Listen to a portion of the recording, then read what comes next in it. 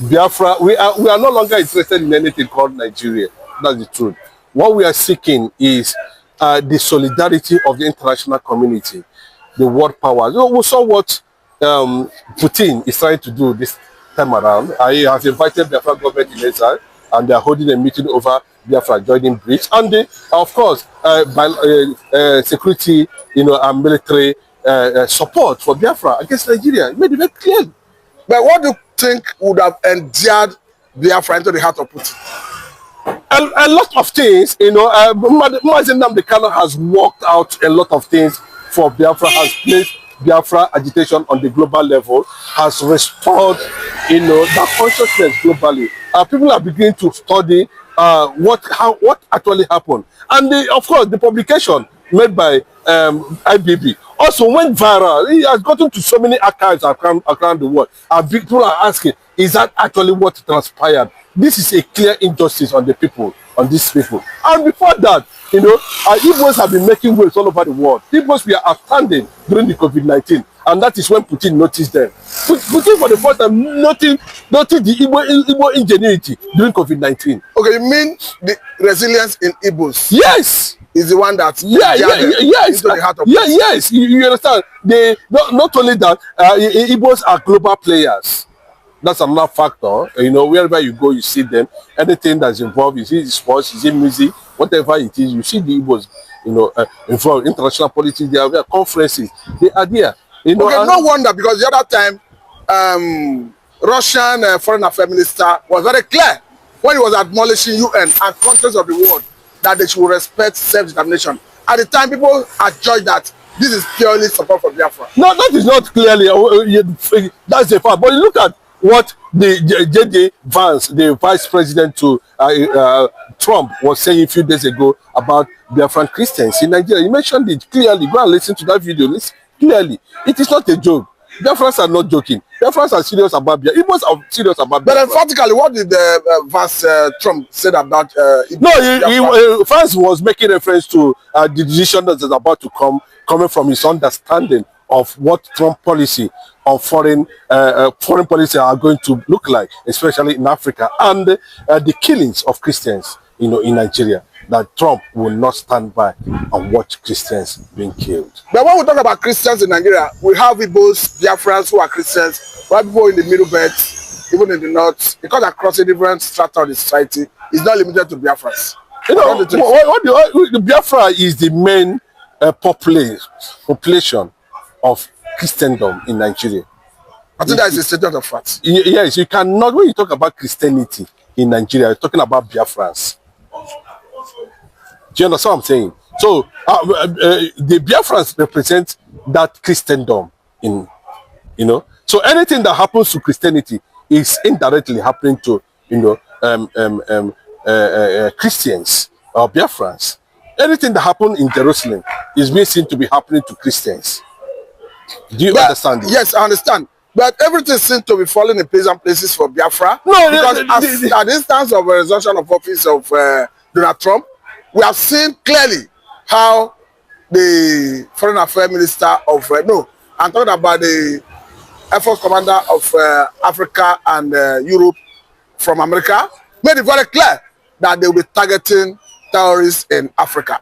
Remember that Fulani military is a big problem for Biafra sovereignty, and of course, these have got Biafran celebrating. No, of course, the U.S. bombs have started landing in Africa too, and in Somalia, it started landing. And what is going to happen to Africa, especially Nigeria, is going to be well, carefully put in a strategic form because of the allied forces that are within that as is contesting the same thing.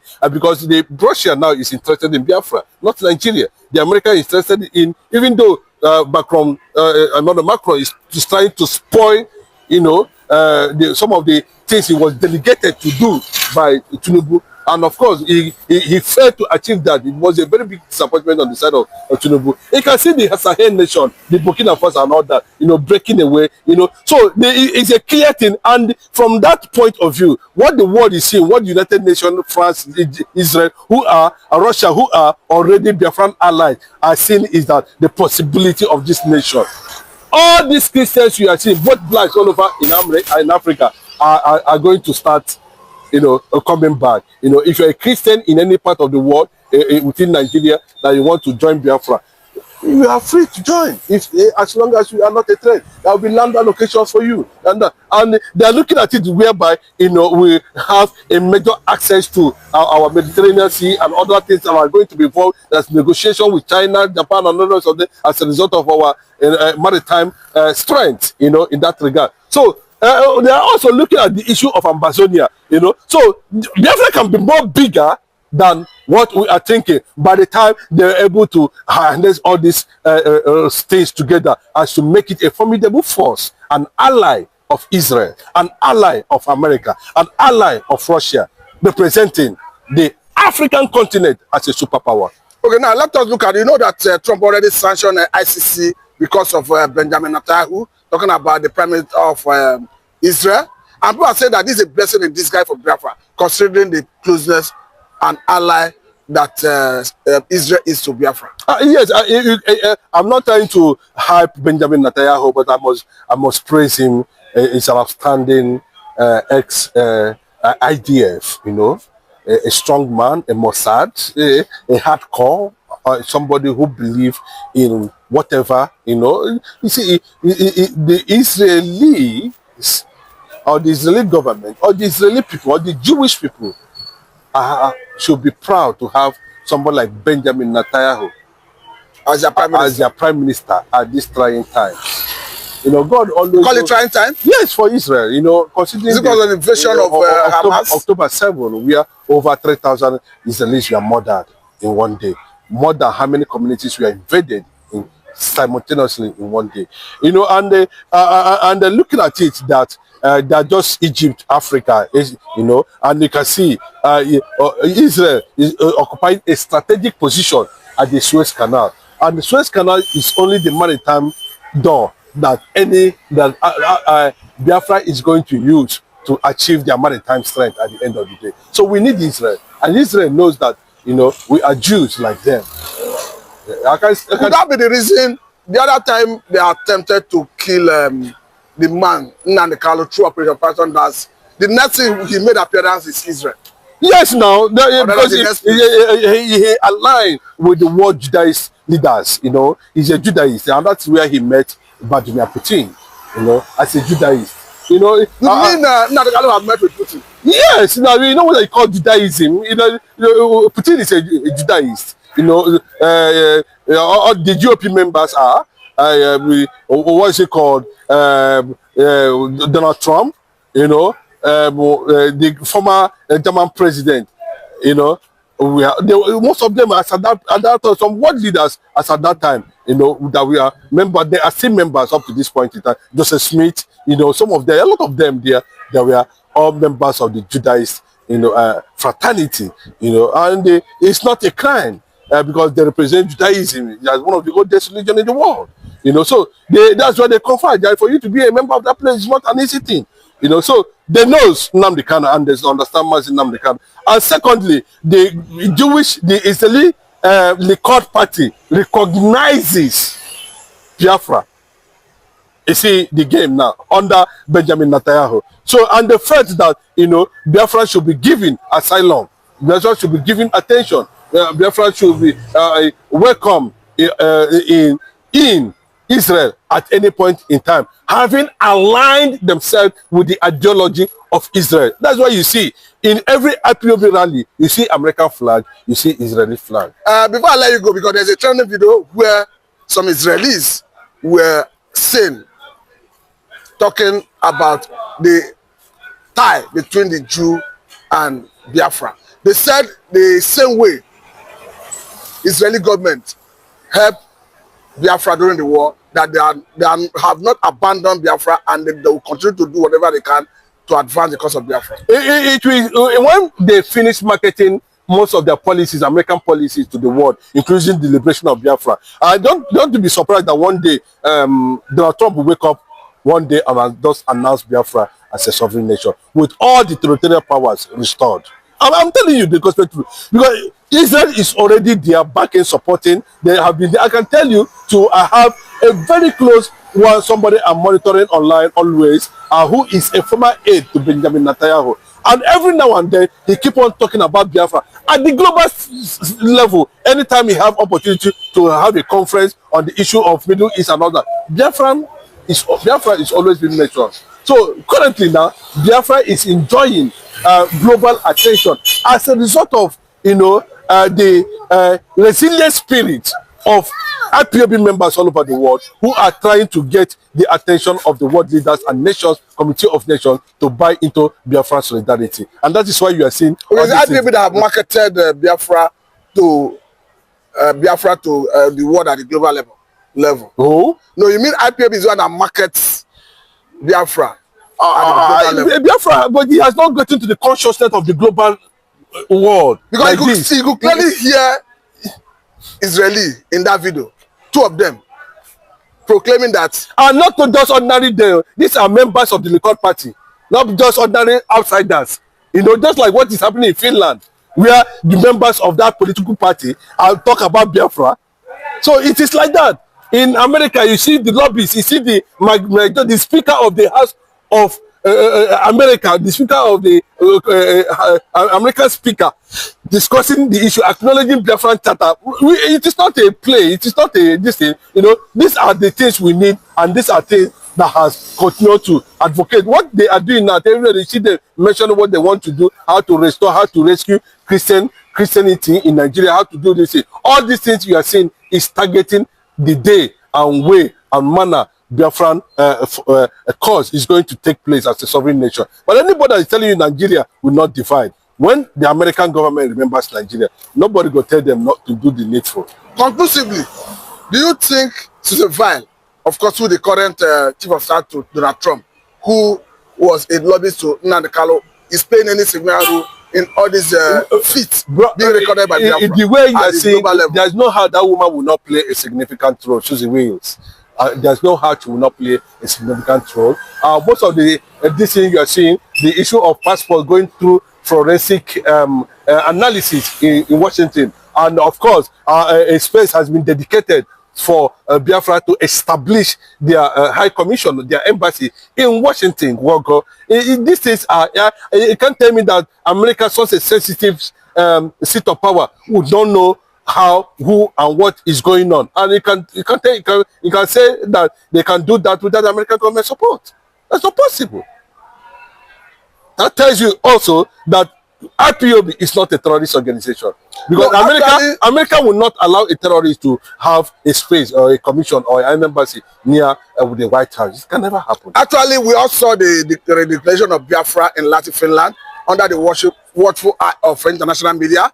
So I think clearly it has been established that whether UN, European Union, America, Britain, call it Canada, Russia, France, they see IPOB differently from the way Nigeria sees it. Yes, they do. These are the one that is being tailored by the Fulani people, including the Fulani governors in the east, the Arab Yorubas, and those who align with you call them Arab Yorubas? Yes, those who align with the Iranian, Shiite, and Sunni Islamic agenda in the north, including Buhari and the rest of them, Malami them, Rufai them. They are all militants, Fulani militants, politicians who are conniving with these people, to bring Fulanization and agenda and conquest, political conquest already. It's already, you can see the weight of Sharia implementation on the side of the southwest, and they are trying to throw it to the eastern part of the country. And that's where the red line is, and that's where the rejection is. So what is holding nnamdikanu is some of these things we are seeing. That how come nnamdikanu was kidnapped in a country belonging to a former president, a hometown of America, talking about Barack Obama? Are you not leading me into it? And when about Kenya, yes, when we are saying it that time, when we are pointing it that time, a lot of people will not believe. that the arrest of nnamdikanu in Kenya has whatever abduction. it is, yes, has the hand of Obama in it, has the hand of Biden in it, so you have the hand of Tinubu in it, have the hand of Buhari in it. You may not have evidence to including Shetima. I should show you picture evidence. I'm telling you facts. I don't need anybody to tell me that you can. If you want to do such thing, you do not invite Interpol, who have the headquarters in France. There was no due process. It just compromised the whole care security because you are Obama. But I think the Court in Nigeria have done well by recognizing that it was an extraordinary. But what the essence of it? Are you looking at that illegality? Why have they not been released? Why has it not been released? Since they found themselves in illegality. Because it was based on. So what is to make sure they bring him in so that they're able to plant Arab governors in the southeast, like you call him Peter Mba and the rest of them who are there inviting, bringing Fulanis and paying homage to the Sultan of Sokoto. I will let you go, but let me make this point, because we have seen UN working group on arbitrary detention asking for the release of Nnamdi Kanu, and the decision was based on the decision of Court of Appeal in Nigeria that decided that Nnamdi Kanu was extraordinary rendition from Kenya to Nigeria, as such it should be released. Don't you think the Court of Appeal did well? It's not a matter of a Court of Appeal. They can equally tell the Court of Appeal what to do at the end of the day. That is not what matters now, because it has become very clearly, that the Nigerian judiciary is being enveloped by forces of interest, not forces of the law, who want the law to play out at the end of the day. So judiciary now is just nothing to write home about. What we are looking at, that we will know that the present day, UN is pro-Islam. But I may ask, why is which strategy has Fubara used that almost everybody is on his side? No, because the Igbos, the Niger Delta, everybody. Let me tell you, to be honest with you, Fubara has played a fair game. He has pleased both the president, pleased Wike, and people have seen clearly that he is somebody that wanted peace in Rivers State. People have seen clearly that this man is master intelligent, super intelligent, a strategist too, having served under Wike for 8 years as the accountant general of the state. So he understands some certain things. So Fubara is a magnet when it comes to playing into the public consciousness. He know where to move and when not to move. You understand? So that is what it is. So people have come to accept him because one, he does not show any form of disrespect. When the war started, they ran to the people that gave him the mandate, and he explained himself. He complained, and they said, "Is this what happened?" The whole ex-governors of that state tried to intervene. They went to Abuja. He maintained his own side of the agreement by withdrawing some cases from the court, but we can never withdraw anything. So at this point, he has gotten that understanding. And if you can see, he's not afraid to call himself an Igbo man. He's not afraid. He made it very clearly that the community where he came from, which is Opopo, was founded by an Igbo man. Let me ask this last question, Mr. Chinedu Michael. Because it stands, whether I would like it or not, it was Wike that brought him into the political limelight. And people are asking question, could it be that a Wike was not designing enough to know that this man would disobey him? Fubara never disobeyed him. Fubara never disobeyed him. What happened is that they were claiming that the Riverine side have not been able to produce governor, and most of the people that produce governor are Igbo side. What a wonderful question, the anchor of this good platform. First and foremost, I want to say, someone has come out to say, or has outlined countless times, that he said that the Nigerian government cannot win Biafra with a barrel of gold for the second time. Now when he said that, see, Nigerian government cannot win Biafra with a barrel of gold, it means that nobody needs to die for them to exit Nigeria. Now, Ojoku fought Biafra in a different dimension. Now, nnamdikanu did it via his own dimension. So Empire is taking it globally. And now, you've seen world body recognize Biafra. We've seen the UN and then some other global body have come out to endorse the Biafra struggle. So kudos to him. It is a plus. Some persons have come out to say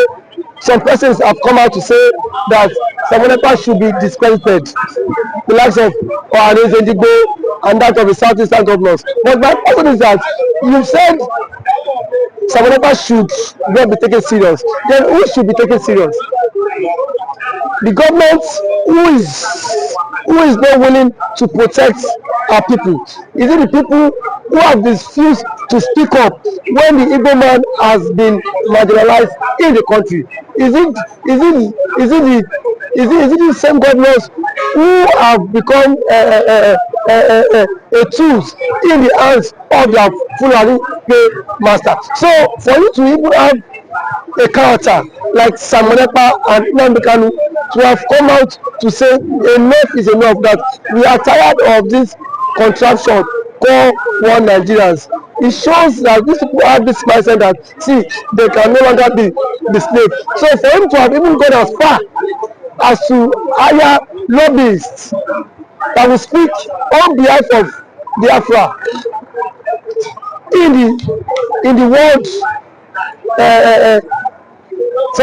in the UN summit, to me it's a plus, and that alone the voice of Biafrans will be heard globally, and the voice of an Igbo man is also being heard globally. Now let me take it back the line. When Southern Sudan and South Sudan wanted parted ways, nobody killed each other. Nobody go through the route of violence. It was done amicably. So Samonepa is doing it amicably for him to convince world leaders that this thing is possible. And when the government of the day, the present government of Nigeria, are not seeing it that way. Thank you. You can also to the government, to the Nigerian government be worried.